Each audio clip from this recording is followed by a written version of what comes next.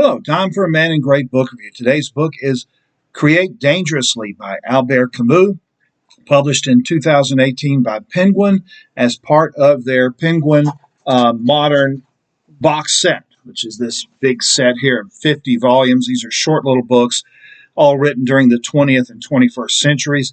I did an earlier video where I gave you an overview of this whole set, but today we're going to talk about the Camus volume. Albert Camus was an Algerian-born French writer and philosopher. He's best known for his novels The Plague and The Stranger. He won the Nobel Prize for Literature in 1957 at the age of just 43. He was the second youngest Nobel Literature laureate after Rudyard Kipling.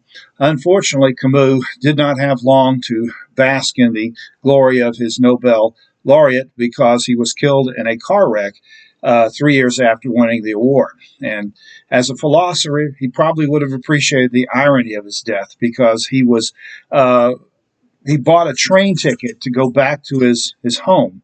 And he actually had the train ticket stub in his pocket, but then his book publisher offered to give him a ride in his sports car instead of riding the train, and he accepted.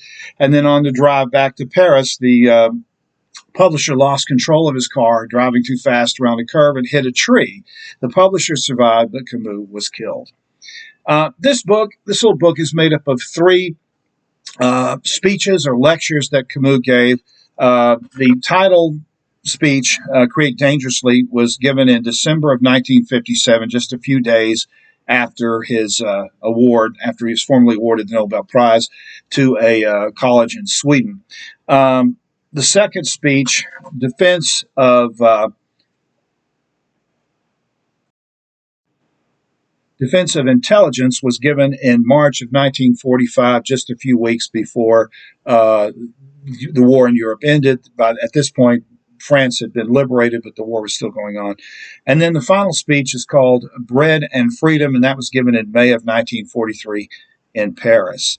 I should mention that all three of these speeches were translated from French by Justin O'Brien. Create Dangerously is the longest of the three speeches, and it basically lays out the conditions the writers were facing in the mid-1950s in Europe. You had, of course, a divided Europe. Eastern Europe was under the control, the domination of the Soviet Union, and the Western Europe was under the domination of the United States. The East was Marxist communist in their political philosophy, and the West was capitalist. And what Camus criticizes about both groups is the pressure that writers were under in both systems. In the East, there was pressure to write what was called socialist realist fiction, where you made heroes out of the working class and villains out of landowners and the middle class and capitalists. And Camus argues that this kind of fiction tends to create is shallow and tends to create melodramatic writing where the villains are cardboard, two-dimensional villains, and the heroes are the same way. And so you get kind of low-quality writing because you're writing not to express yourself, but to put forward a political position that is basically just propaganda. On the other hand, in the West in the 50s, there was an growing tendency to write among intellectual literary fiction writers to write increasingly experimental writing that was divorced from reality, that had nothing to do with the masses, and it was written for kind of a small intelligentsia audience. Some of Vladimir Nabokov's writing, for example, and things like that. And he says there that this art for art's sake movement is also a kind of oppression because you're ignoring the suffering of the majority of people and you're not relating to what they're going through. Of course, in the 1950s, you had people still recovering from the horrors of World War II in Europe. You also had the threat of a Third World War. You had a nuclear war hanging over everyone with in the 50s, the Cold War was really at its peak of intensity.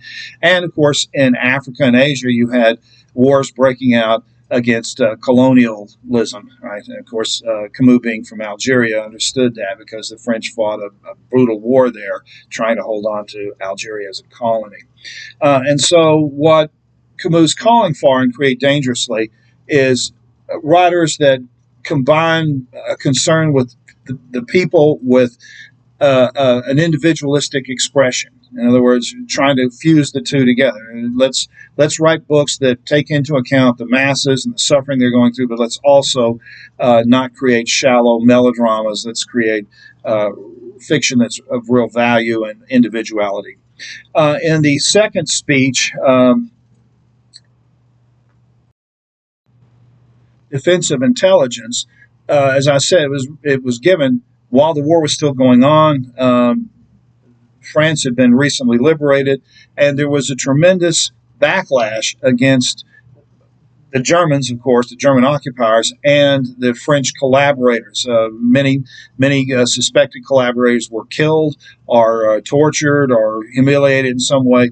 And he decries the kind of broad-based hatred that the French were showing at this time. He was arguing that for France to have a stable future, they were going to have justice, prosecuting the people that committed war crimes and collaborations, but at the same time rejecting this kind of blanket hatred of the French collaborators and foreigners in general.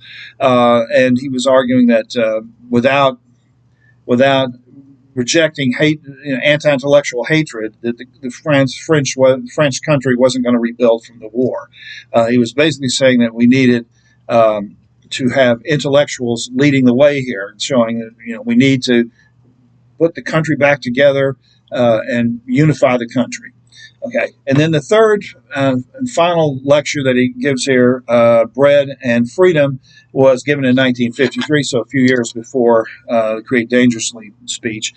And in this one, he talks about the importance of political freedom and economic freedom. In Eastern Europe, people were no longer starving. The war was over with. They were rebuilding slowly, but they didn't have political freedom. You were forced to write certain kinds of books, and you were constantly being under surveillance from secret police, and you couldn't speak out and criticize the government, so you didn't have political freedom.